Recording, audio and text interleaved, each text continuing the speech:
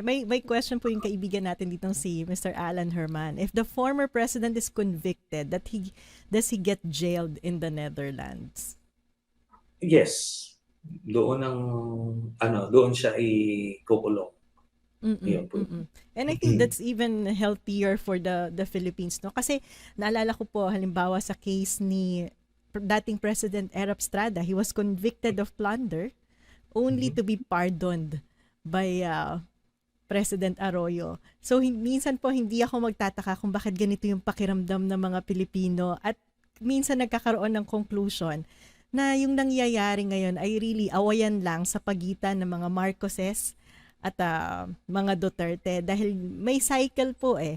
At kahit ka halimbawa itong kay Estrada na na-convict ng plunder, pinatawad din naman. So he's still there kahit na may ano yon ang penalty nun dapat I think is permanent disqualification from office, hindi po ba? At saka ill-gotten wealth, recovery of ill-gotten wealth. Pero I think during that time, yung political context dahil very popular si President Estrada at that time, and si GMA, pababa yung popularity niya. What she did even before the um, appeal of former President Estrada was discussed by the Sandigan Bayan, pinardon Mhm. na niya. Ano sa palagay niyo yung ano yung benepisyo nito sa ating mga Pilipino, yung nangyayaring ganito? Kasi for example, kayo, matagal na kayong nag-iingay even during Duterte's time pero walang pumapansin. Sila Sen Risa, si Sen Laila, in fact, nag-retaliate pa sa inyo. Hindi po ba? Mm. So, we don't want to be trapped in a cycle na kung saan lulutang lang yung mga ganitong issue at nagkakaroon lang ng diskusyon ng mga korupsyon kapag nag-aaway yung mga tao sa taas. What do you think should we do as Filipinos para laging may accountability, napaparusahan yung mga nagkakasala, well, nababawasan yung mga nalolokong Pilipino, at mas magkaroon naman tayo ng maayos-ayos na gobyerno. Ultimately, since we are in a democracy, we need to vote for consensus leaders, 'di ba? We need to vote for good leaders. At yaan, pagka maayos kasi yung mga leaders natin, then democracy actually works eh. Mm-mm. So, yan, civil society, media, if they're allowed to do their thing, ano yun eh, magpa-function yung democracy, yung checks and balances natin mangyayari. But if you vote for somebody like Duterte, no, whether Sara yan or Digong, na ang idea ng power is talagang parang hari, parang monarch, talagang magsasubmit lahat. Ngayon, Mm-mm. kahit theoretically sabihin natin, panagutin ito, pero kung takot na lahat, wala na. Alam niyo yung nangyari, no, Prof. Shelo, some of these issues, nilalabas naman na namin noong pa eh. Correct. Mm-mm. Kinontrol nila kasi yung channels of communication. Hindi kami naririnig. In fact, Mm-mm. baliktad ngayon.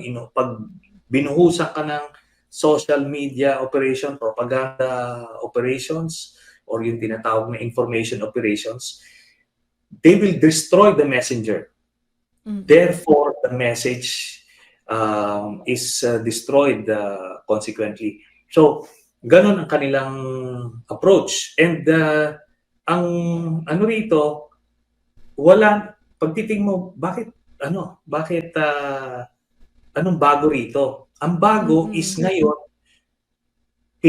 pinaparating na sa kasulok-sulukan ng Pilipinas yung mga issues na nilalabas noon na nasuppress. Kaya ngayon Mm-mm. marami nagugulat, ay ganyan pala yung nangyari, ay ganun pala yung ginawa. Mm-mm. So, Mm-mm. doon sila namumulat. And it's not the fault of the Filipinos, no? Kasi maraming ito, palagi kong sinasabi yung mga purist, mga political elitist kung manghusga eh, no? Alam nyo, hindi nyo nakikita yung algorithm nung mga ibang sektor ng lipunan or yung mga Mm-mm. hindi man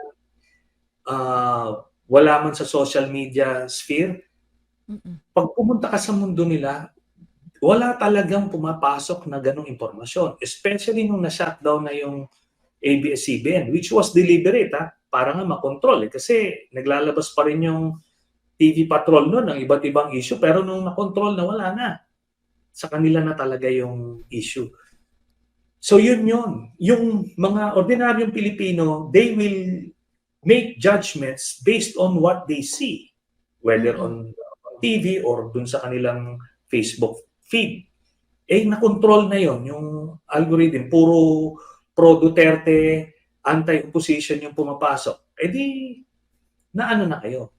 Nawala na kayo. Pero ngayon, ang may hawak is the Marcos administration. Lumalaban ng konti yung social media machine ng Dutertes, pero limited na.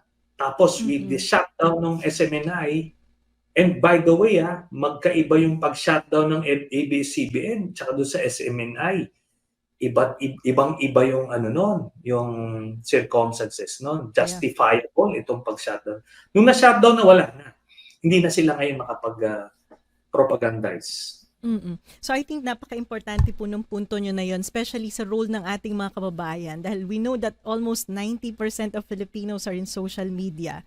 So kung papapanatili natin yung pag-pushback sa mga disinformation at pagpapakalat ng mga totoong impormasyon, I think malaking maitutulong yan for voters' education. No? Pero Sentry, siguro po, kasi nabanggit na rin natin, importante yung pagpili ng mga kandidato. Kadalasan kasi pupunta tayo dun sa pinakasikat lamang, o kaya kung sino yung mahilig magbigay ng ayuda na nakalagay yung mga pangalan nila kahit pera ng bayan yan. Are there basic characteristics na dapat pinipili natin at hinahanap para maiwasan na natin uli magkaroon ng mga pangulong katulad ni dating Pangulong Duterte? Meron dapat mga katangian, no? Yeah. Kaso, because of the limited access to information, so what you see is what you'll get, ano? Magaling mag-marketing yung mga, lalo na those who can afford yung mga panya ng magaling nila ipakete yung sarili nila, no? Pero ano ba yung mga katangian talaga? Kailangan mabuting tao. First and foremost, kailangan mabuti, 'di ba? Kasi pag naglagay ka masamang tao diyan, di masama yung polisiya niyan, mag-aabuso ng kapangyarihan, etc. So, kailangan mabuting tao. Pangalawa, kailangan may kakayanan.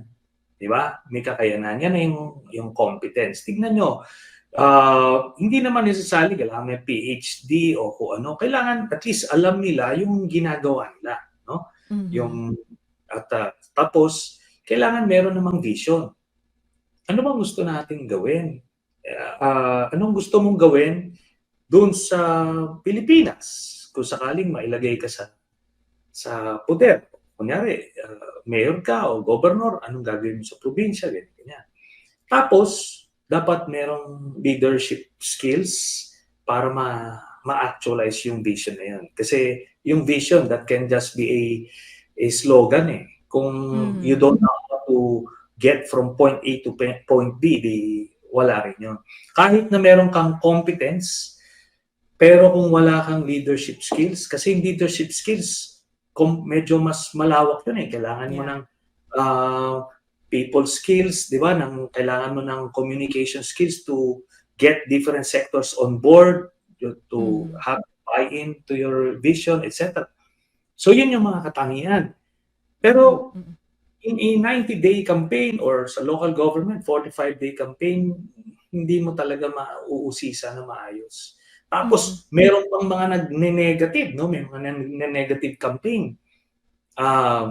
Yun pa yung mangingibabaw. Wala na. Mati-turn off ka na, di ba? Pagka sinabing ganito. Yun po. It's a challenge. It's a challenge. But I'm still optimistic kasi